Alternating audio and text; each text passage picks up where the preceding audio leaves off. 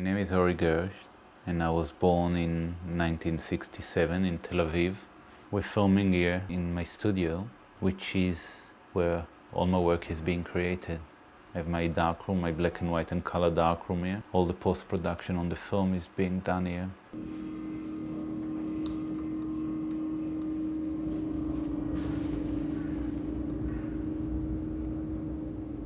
Evaders is a film that relates to a final journey taken by the Jewish German philosopher Walter Benjamin on his attempt to escape from the Nazis. This is a journey that took place from Bagnols in France to Portbou in Spain. Benjamin was supposed to continue this journey to the United States.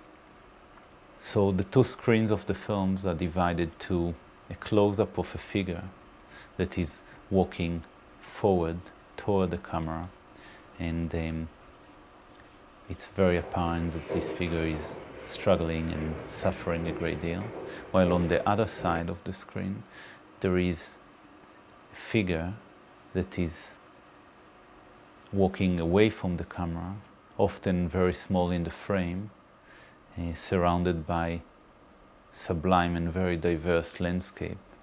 The figure in this screen tend to dissolve and disappear constantly, so it's being as if melting down into the landscape.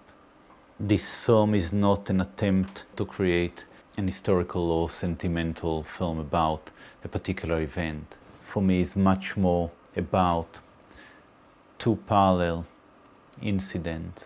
This geographical route is what tying them together, but we are making this absurd journey, attempting to cross a border that does not exist any longer since the common market, all the checkpoints being deserted.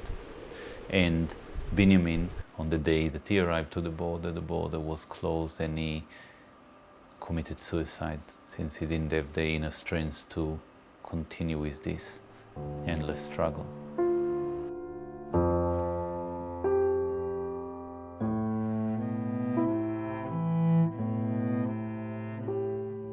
Willie Dance for me is a film with an old dancer.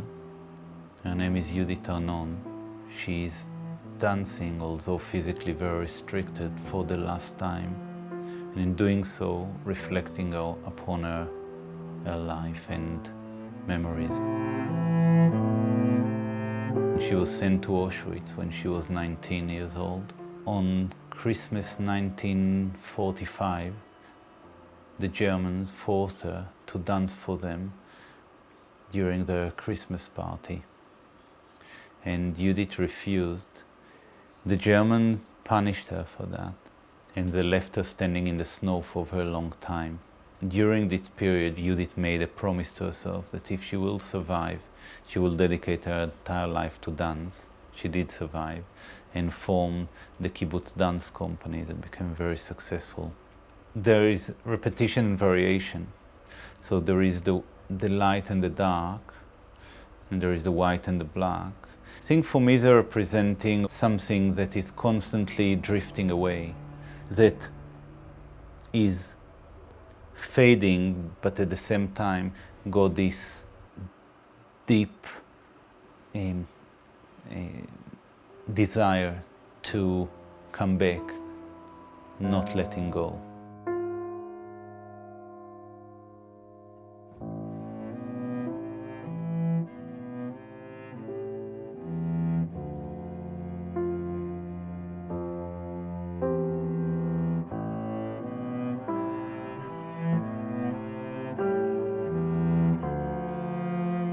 And here there are some works from Chasing Good Fortune.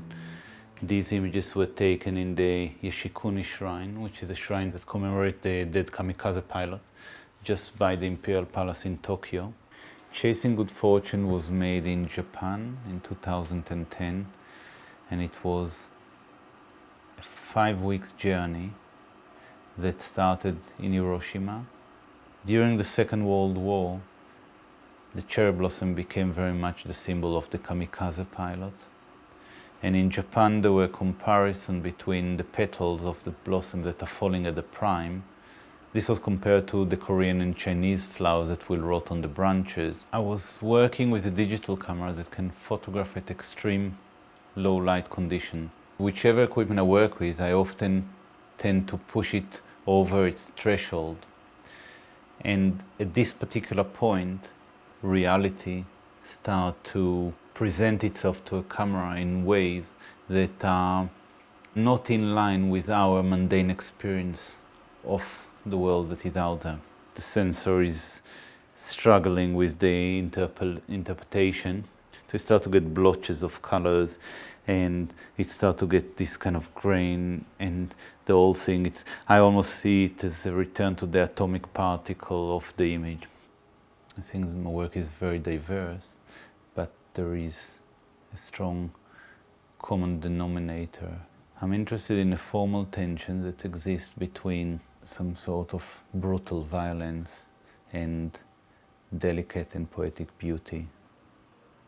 Often in those extreme moments of violence, there are enchanting pockets that are crucial for our survival as human beings. And I read various accounts of people from the concentration camp in Auschwitz where poetic moments were really lifting them and giving them a reason to continue with the struggle and often even to survive.